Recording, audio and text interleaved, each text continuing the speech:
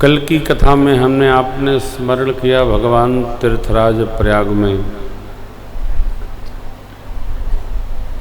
ऋषिवर भरद्वाज जी के आश्रम पर पधारे।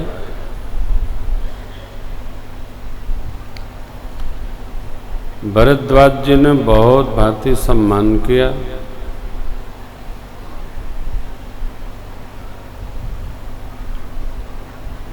कुछ भगवत चर्चा भई और मेरे प्रभु रात्रि विश्राम तीर्थराज प्रयाग के पावन आश्रम पे करते।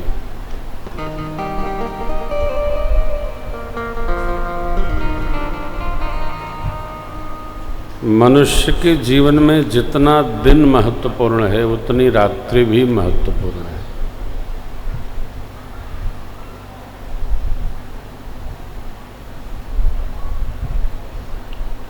दिवस कार्य करने के लिए होता है, रात्रि विश्राम के लिए होती है।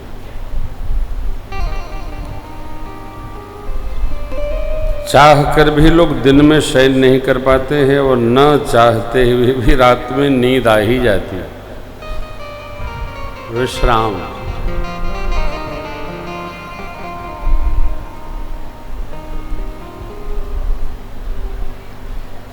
रात्रि में 3 को नींद नहीं आती, जोगी को,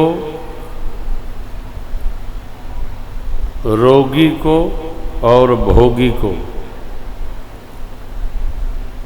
जो जुड़ा हुआ है परमात्मा में उसको नींद नहीं आती रात को।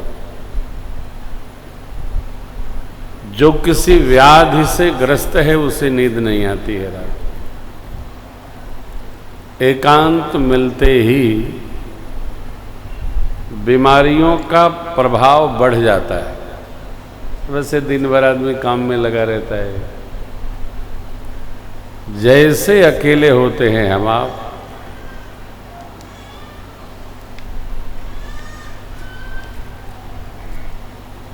और भोगी संसार के किसी भी सुख में आसक्त जीव को रात्रि में नींद नहीं आती।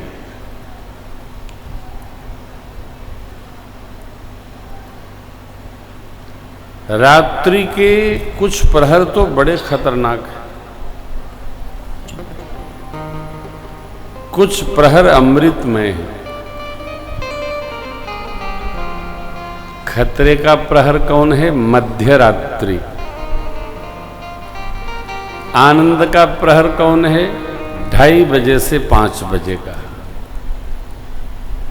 ये साधक के साधना का अवसर है। मध्य रात्रि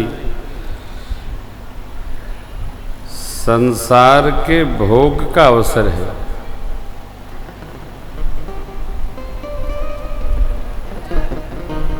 मनुष्य आज का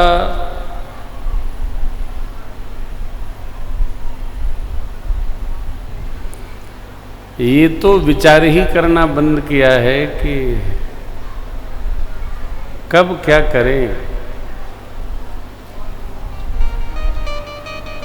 यह विचार न होने के कारण शरीर में अनेक समस्याएं उत्पन्न होती।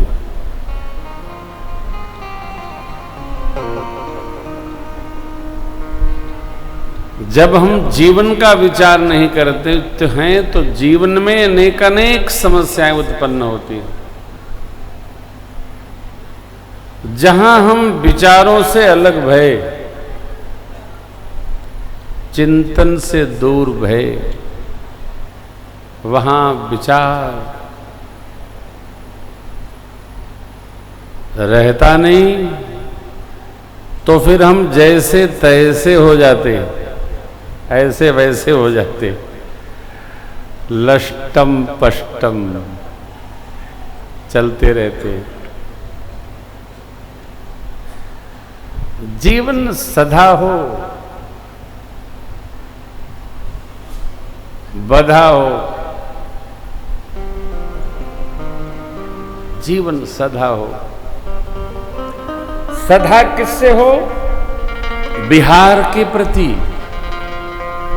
बधा किससे हो? धर्म सिद्धांत के प्रति। कहीं भी रुग्णता आएगी तो विचारों में उत्पात उपस्थित हो जाएगा। रुग्णता न आवे तो विचार सत्व संपन्न रहते।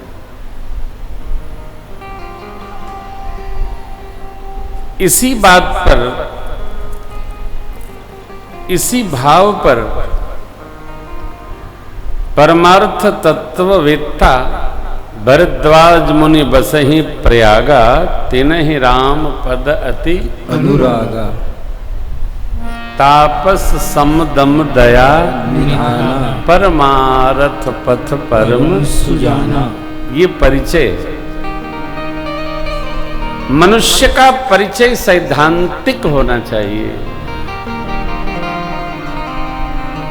वो उसके जीवन की कीर्ति और सुयश का परिणाम, जिसको प्रताप कहते हैं।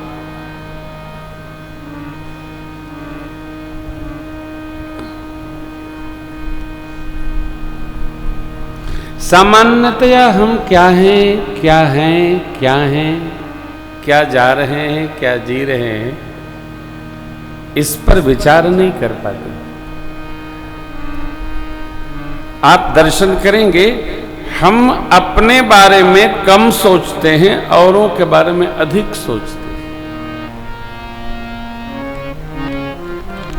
यद्यपि किसी ने काम नहीं कहा है कि आप हमारे बारे में सोच के बताइएगा,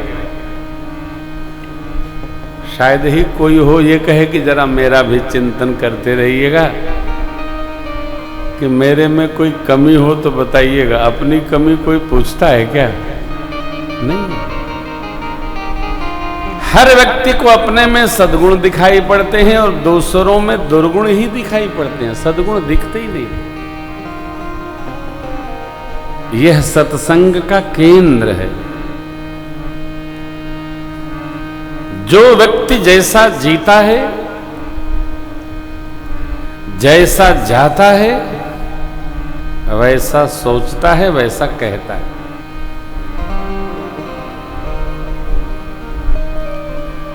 आज हम आप भरत भैया के चरित्र के पूर्वार्थ की गाथा का स्मरण करेंगे। भरत जी ननिहाल से आएंगे। श्री अवध में प्रातः स्मरणीय पूज्य पिताजी के शास्त्र समन्वित सारे व्यवहार संपन्न करते हुए गुरुदेव माताओं के सानिध्य में भगवान के श्री चरण में जाने की यात्रा संपन्न करेंगे। प्रयास करते हैं कहाँ तक ठाकुर जी सुनना चाहते हैं, कहाँ तक ले जाना चाहते हैं। जहाँ ले चलोगे वहीं चल चलेंगे। ये स्मरण रहे,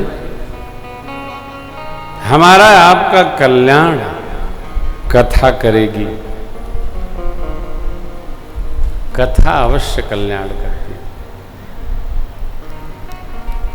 कथा सबका कल्याण करती है। बाबा भोलेनाथ तो कहते हैं, जो राम जी के चरणों में प्रेम चाहता है अथवा मुक्ति चाहता है, भाव सहित यह राम जी की कथा कान पार कर श्रवण करे, जीव का कल्याण होगा। अरे केवल सुनने मात्र से, हाँ, भाव सहित सो यह कथा करऊ श्रवण फूटे। यह कथा कौन? जो मैं सुना रहा हूं। बोले बाबा कहते हैं, जो कथा मैं सुना रहा हूं, भाव सहित इसका श्रवण करे, उसका कल्याण होगा, मंगल होगा।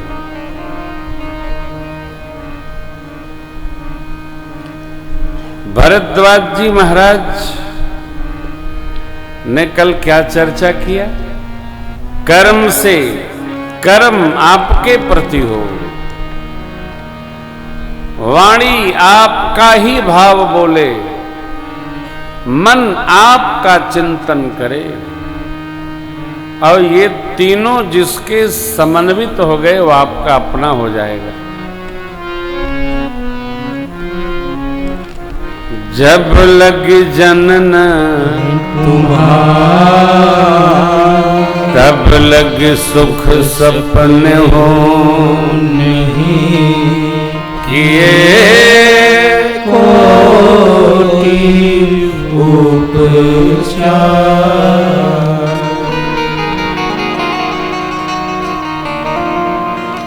कर्म पहले सभे,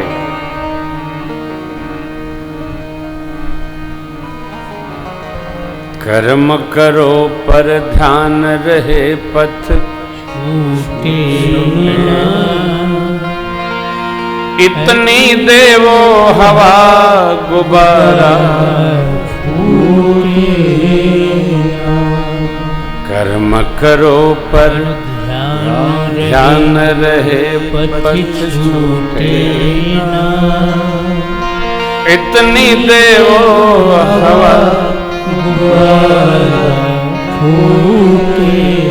ऐसा कोई व्यक्ति नहीं है जो अपने लाभ के लिए काम न करता हो।